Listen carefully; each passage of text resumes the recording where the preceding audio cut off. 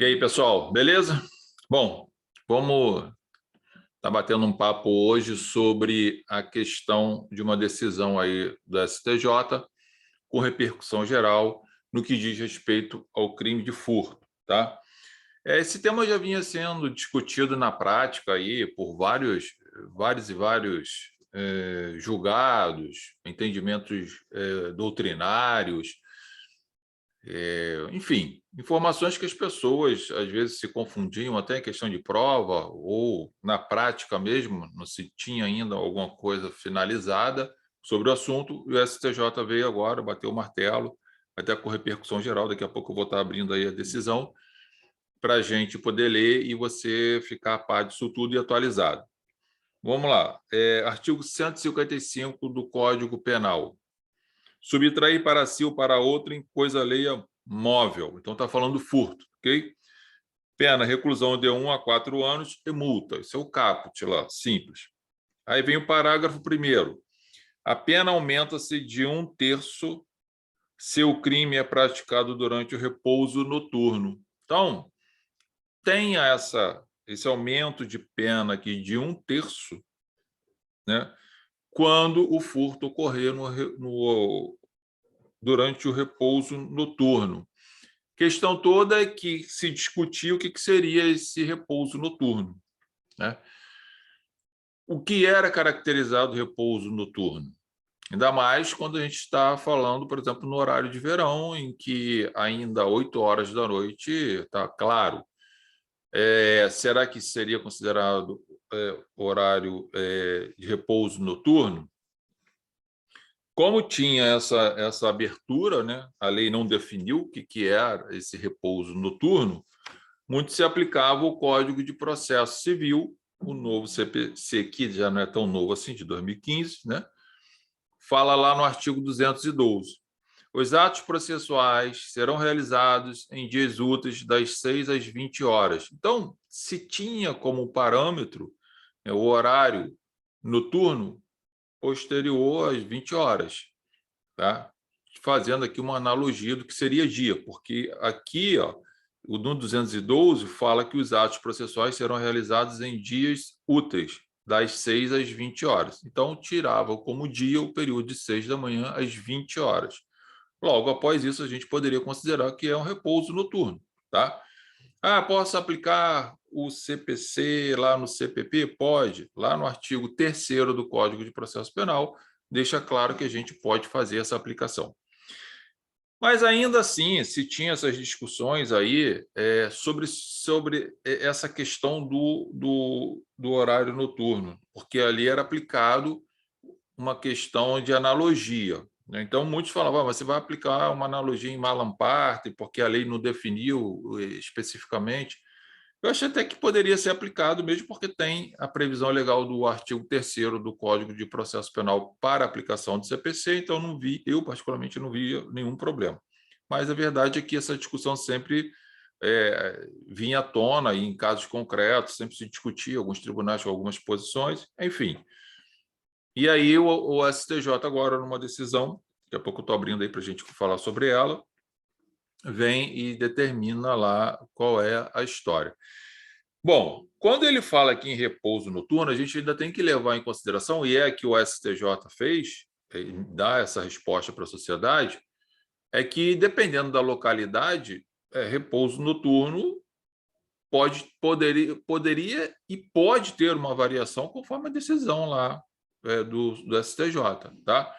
Então, não vai fixar exatamente no período de 6 às 20 horas, porque a gente vai ver que a decisão do STJ deixa a critério do juiz ele determinar isso observando critérios objetivos. Então, um desses critérios que a gente pode avaliar é o seguinte: imaginemos o sujeito que mora no campo, o sujeito que mora afastado, o sujeito que tem lá o seu espaço de terra e dorme super cedo, né?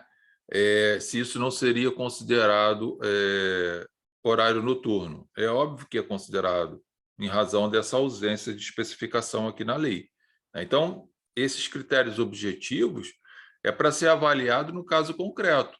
Então, por exemplo, posso ter o sujeito que mora em uma cidade grande, que ele dorme muito mais tarde, e isso não seria considerado repouso. Bom, tudo vai ter que ser observado dentro do caso concreto. A regra, no geral, pega lá o Código de Processo Civil, joga lá de 6 às 20 horas e depois vamos analisar os casos concretos, para saber se exatamente ali estaria configurado o furto, né, com aumento de pena, conforme o parágrafo 1º. Por quê, gente? Porque não é só essa questão do horário. Essa questão do horário traz uma consequência que seria se o bem a ser furtado, né, estaria sob a vigilância e sob a guarda atenta da pessoa. Porque uma coisa é ser furtada num horário em que, em regra, tem vigilância, e outra coisa é ser furtado quando não há nenhum tipo de vigilância para a prática daquele crime. Então, automaticamente, a vítima fica muito mais vulnerável quando ela não está, né, olhando o seu bem, não está guardando no sentido de visualização, de proteção e por aí vai.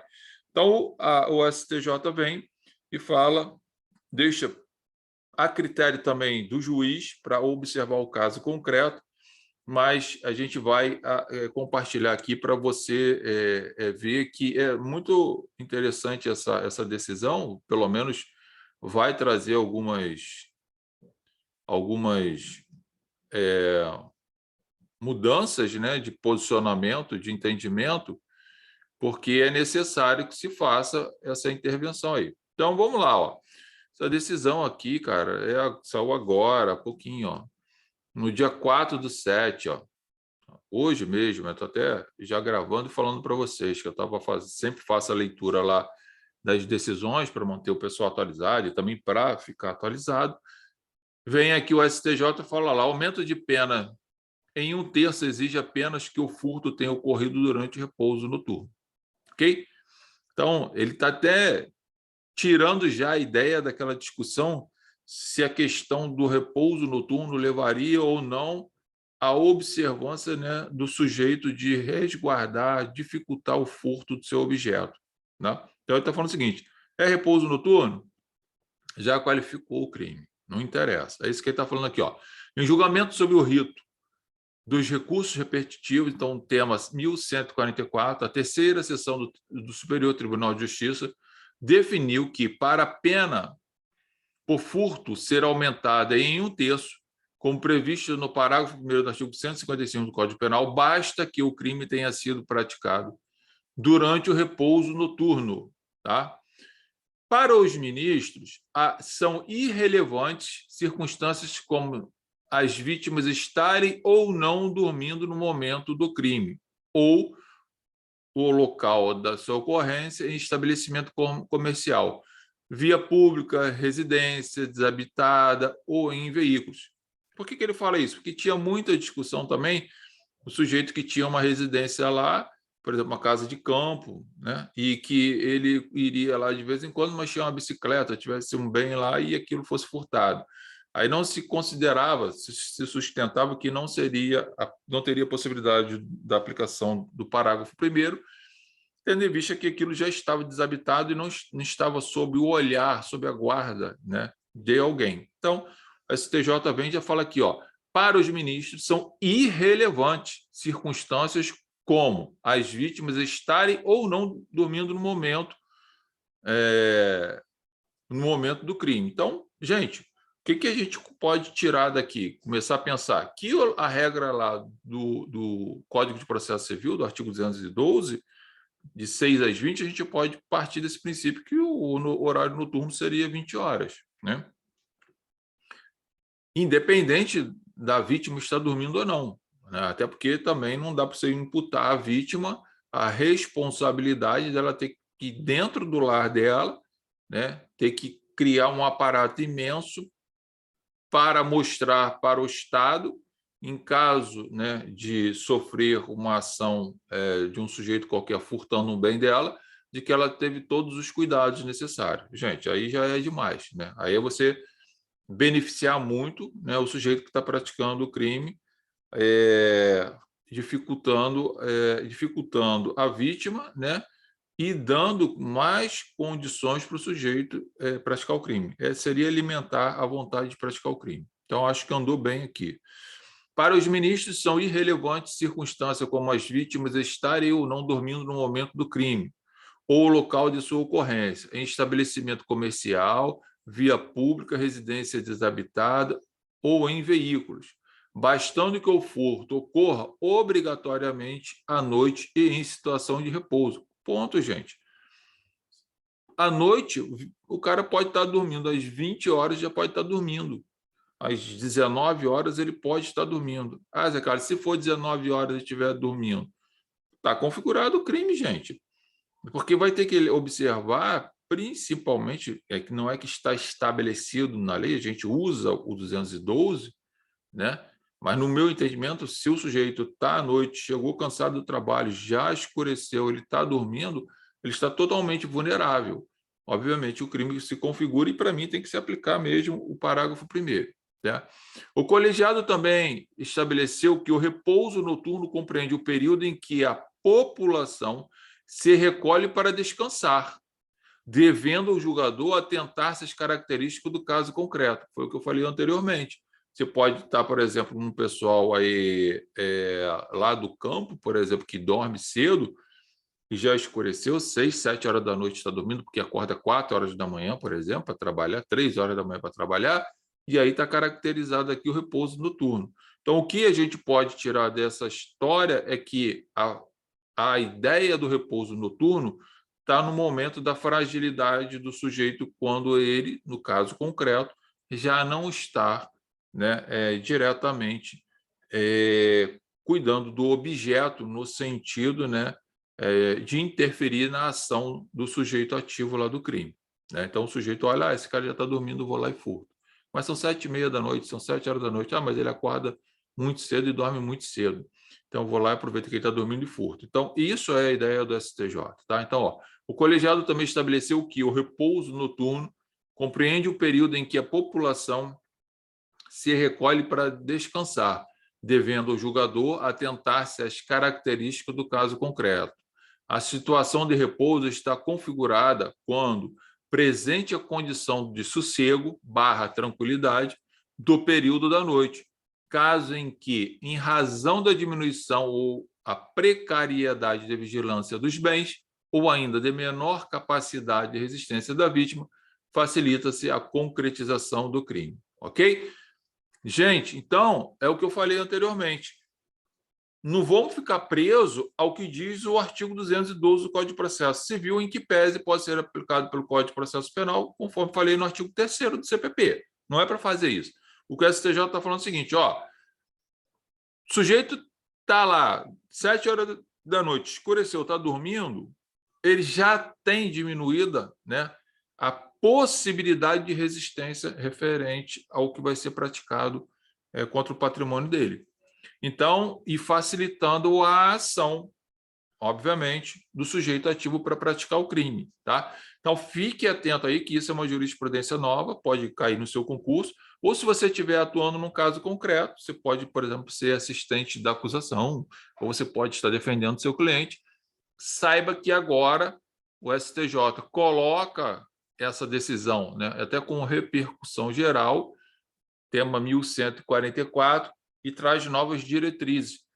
Gente, essas novas diretrizes já não são tão novas assim, porque alguns já vinham nesse entendimento. Eu pensava assim também, no sentido de que, como não tem definição de horário, e mesmo que tivesse essa definição de horário, a gente tem que olhar o caso concreto. Eu sempre costumo falar que o direito penal, diferentemente dos outros ramos, a gente tem uma peculiaridade muito grande. Por quê?